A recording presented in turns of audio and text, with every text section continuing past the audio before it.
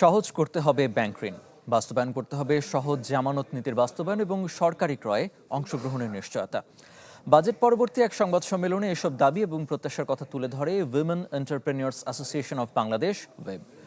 সংস্থার সভাপতি জানান, বাজেটে নারী উদ্যোক্তা, স্টার্টআপ এবং তরুণ উদ্যোক্তা উন্নয়নে তথ্য এবং যোগাযোগ প্রযুক্তি খাতে 400 কোটি টাকা বরাদ্দ একটি ইতিবাচক উদ্যোগ। এছাড়া বিনিয়োগ ও কর্মসংস্থান বৃদ্ধির লক্ষ্যে ঘোষিত 60,000 কোটি টাকার প্রণোদনা প্যাকেজকে স্বাগত জানিয়েছে ওয়েব। সরকার বিনিয়োগ ও কর্মসংস্থান বৃদ্ধির লক্ষ্যে 60,000 কোটি টাকার প্রণোদনা প্যাকেজ ঘোষণা করেছে।